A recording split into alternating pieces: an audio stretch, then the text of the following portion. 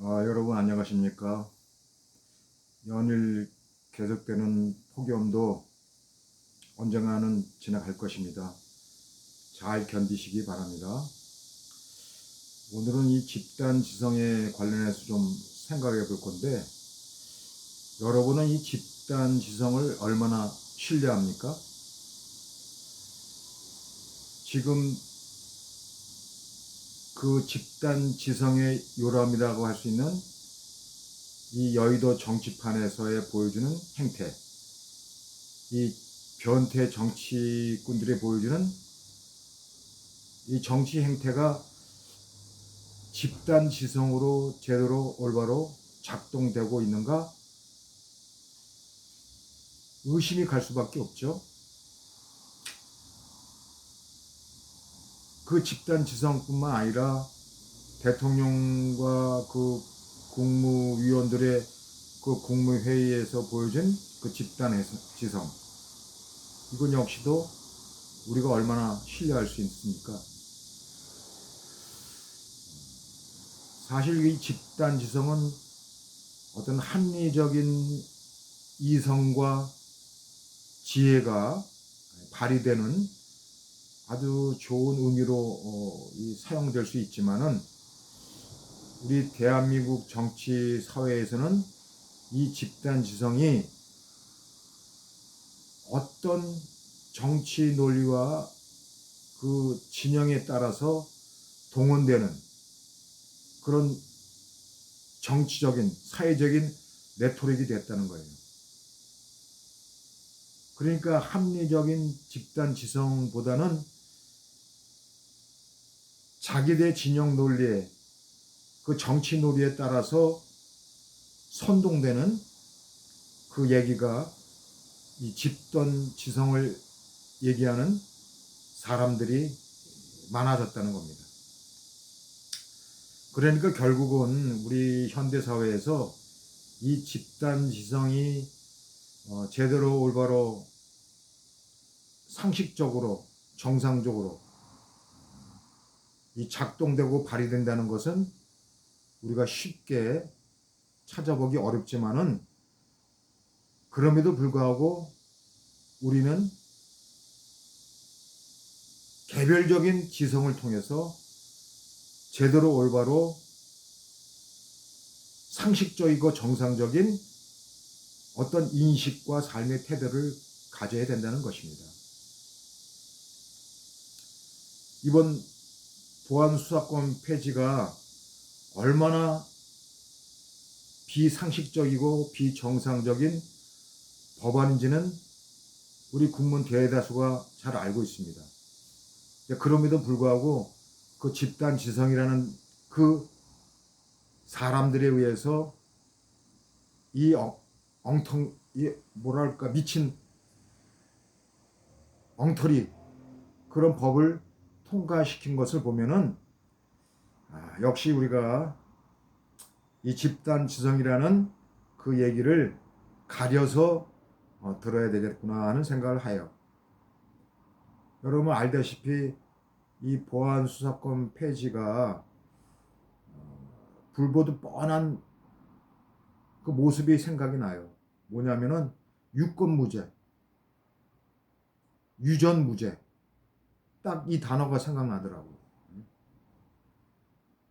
이전에도 그랬지만은 이제 앞으로는 이 수사 권력이 완전히 독점적으로 이 공룡 경찰 조직에게 있다 보니까 이제 그런 것들이 더 자주 우리가 목격할 수 있는 그런 현실이 도래했다는 겁니다. 보세요. 그 민주당 전 의원에게 보여주는 행태, 늦장 수사, 또 돈 준 사람은 기소했는데 돈 받은 사람은 불기소하는 이런 경찰의 행태가, 우리가 정치 검찰을 염려하듯이 정치 경찰, 그것도 이제 공룡 경찰 조직에서 나타나는 이 정치 경찰의 모습이 안 봐도 이제 비디오가 됐다는 겁니다. 그래서 대다수 국민들이 반대를 했던 건데, 이 법안을 통과시킨 그 집단 지성이라고 할 수 있는 국회의원들의 이 변태적인 정치 행태를 우리가 보면서 이제는 이 집단 지성이란 말이 그 양극단의 선동적인 어떤 정치 논리로 등장하는 말이 될 수밖에 없다는 거죠. 그런 집단 지성을 강조하는 변태 정치꾼들이 많이 있잖아요. 그래서 우리가 이런 마당에 이 때에 알맞는 생활 영성으로 어떤 정치적인 인식이 요청되는 그런 시대 상황이 아닌가 하는 생각을 해봅니다. 뭐냐 하면은 다 어떤 사람의 성향과 경향에 따라서 나는 뭐 진보적이고 뭐 보수적이고 다 좋다 이거예요. 그러나 그런 정치 진영, 그 논리에 우리가 매몰돼서는 안 된다는 거죠. 그러니까 때에 알맞게 상식적으로 정상적으로 옳은 것은 옳은 것이고 틀린 것은 틀린 것이에요. 나쁜 것은 나쁜 것이고 좋은 것은 좋은 것이에요. 그러니까 어떤 정치 진영 논리에 빠져서 무조건 편드는 것이 아니라 때에 알맞게 어떤 우리의 정치 인식을 드러내는 생활 영성이 필요하다는 겁니다. 그래서 그런 생활 영성은 결국 우리가 어떤 집단 지성이 아니라 개별적인 지성에 의해서 드러나는 어떤 삶의 인식과 삶의 태도가 우리의 삶의 자리에서 적절하게 때에 알맞게 나타나는 어떤 우리의 정치 인식이 드러나야 한다는 것입니다. 오늘 우리에게 필요한 이 생활 영성은 바로 우리가 옳고 그름, 좋고 나쁨, 어떤 그런 것들을 일방적으로 거기에 끌려가는, 매몰되는, 마취되는 그런 삶의 인식과 삶의 태도가 아니라 개별적인 지성으로 그 개별적인 이성과 지혜로 올바르게 판단을 해야 된다는 겁니다. 그런 생활 영성이 오늘 우리 시대 상황에 분명하게 요구되고 있다는 거 말씀드리고 싶습니다. 오늘 계속해서 도마복음 82장을 살펴볼 건데 그 핵심적인 내용은 바로 이거예요. 도마복음 예수가 나에게로 가까이 오는 자는 불에 가까이 오는 자이고 누구든지 나에게서 멀어진 자는 하나님 나라에서 멀어지는 것이다. 자, 여기서의 우리가 주목해서 보아야 될 그 내용은 바로 도마복음 예수와 불과 하나님 나라의 이 상관성, 거기에 있는 거예요.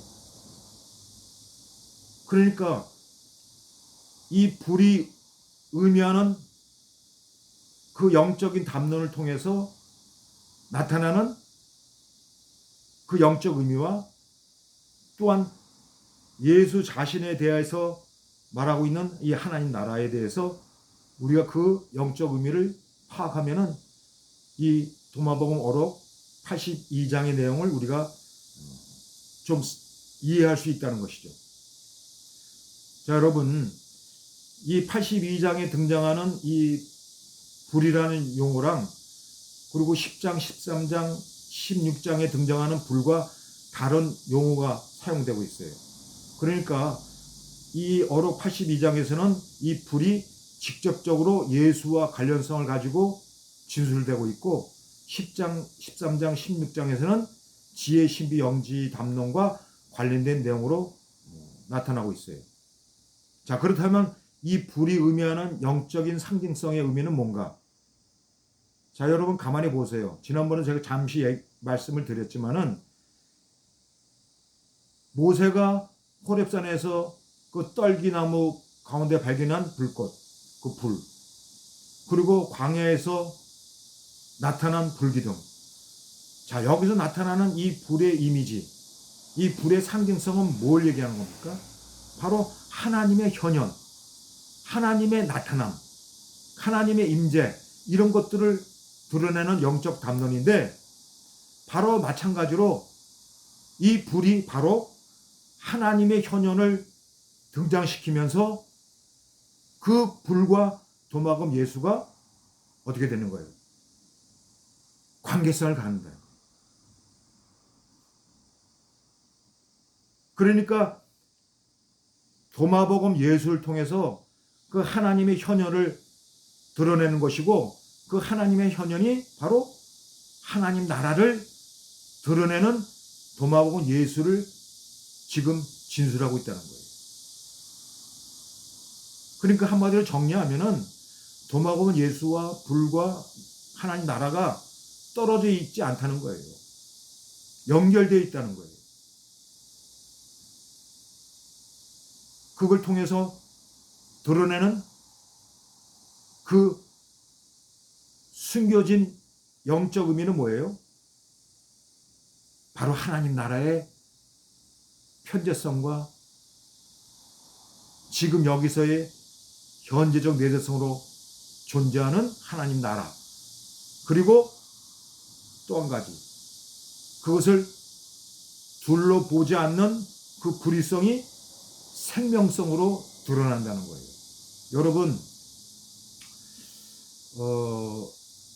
지난번에 제가 물과 불이 한 짝이고, 뭐 남자와 여자가 한 짝이더, 음과 양이 한 짝이더, 이런 식으로 얘기한 적이 있었는데, 마찬가지로 오늘 이 불과 빛은 한 짝처럼 움직여지는 상호 의존적인 관계를 얘기하고 있어요.